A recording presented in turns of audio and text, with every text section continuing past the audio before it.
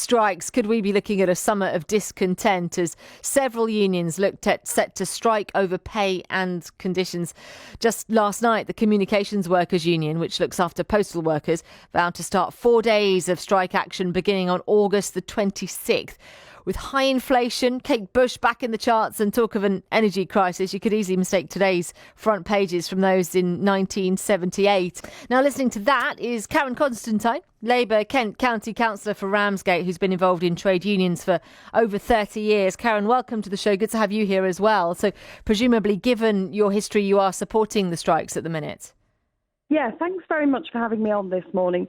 Yes, I do support the strikes. I principally support them because what we're seeing here is households now are failing to be able to cope with the cost of living crisis. That's what's fueling this.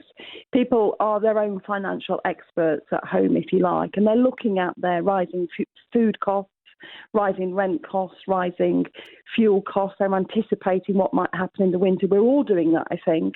And they're thinking to themselves, how are we going to manage? How on earth are we going to get through this? Because that's already biting people now. We see that, especially where I am, this part of Kent, where we've got some of the poorest people in Kent. They are really struggling, have been struggling for quite a while. We've got a government that appear to have abandoned the vehicle. There's nobody really driving the country.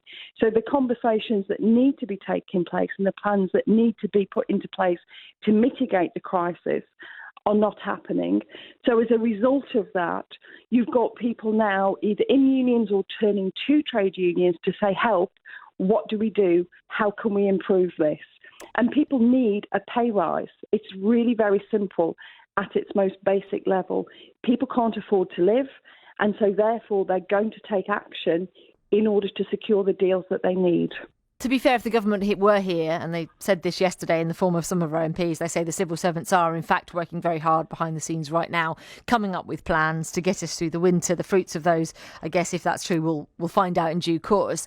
But what about the point? What about the point that Justin was making? This is really important. So yes, people need a pay rise, but everybody needs a pay rise. But from what Justin was saying, it's only going to make the problem worse. So you get a pay rise, inflation goes up, that pay rise is instantly wiped out.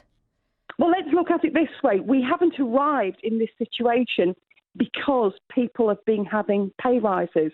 The pay rises are happening, or the clamour for pay rises are happening because we're in this situation.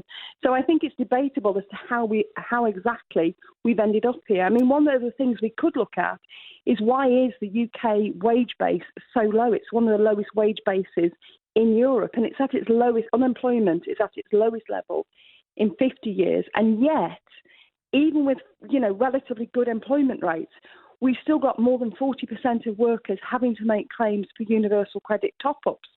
So somebody somewhere is making massive profits, and that profit is not being shared with workers. And we're seeing that again and again. You could also argue that one of the things that's fueling this current crisis and why we've got people fighting for improved wages is because we've got a wealth gap. Because we've got for the past 12 years, we've seen people at the top of the pile getting increasingly richer, both individuals and corporations. And no action has been taken by the government to remedy that. So, of course, people at the very bottom are really starting to feel the pinch. Nobody really ever wants to strike. I mean, I think listeners need to kind of grasp hold of this. There's no magic wand to this situation.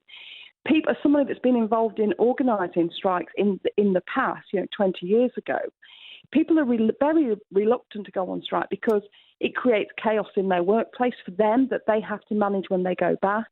They lose the salary, etc. So it's not a pleasant and it's bad for an already battered economy, isn't it? That's the point. Is we've been through the pandemic. We're now in a financial crisis. It is going to make things worse. But look at what's happening. I mean, again, look at what the government's response has been to the NHS workforce crisis. Coming out of the pandemic, there was an opportunity to really look at the pay rates for nurses and doctors and etc. The government haven't done that. They've been absolutely deaf to those calls to level up and to plan the workforce properly. And so now what we've got, as well as having news about what's happening in the economy, we're also always hearing news about how the NHS is failing. That is now a daily feature. And what's happening inside the NHS is nurses and doctors are walking. They're saying for the pressure and stress they've got on their plates doing that job, it isn't worth the money they're getting. Just to get everything in time-wise, Karen, I really want to ask you this final question before we end up with no time. What would Labour do? What would be the solution from your side? Well, the one thing that we would do is we would get around the table with the trade unions at every level, at national level, at regional level, at local level, and we would discuss and we would listen. And we would take those concerns forward. But the thing that we definitely wouldn't do is be absent at the steering wheel during a crisis. And that is exactly what's going on now. And Julia, people are seeing it. It's become a self-evident truth.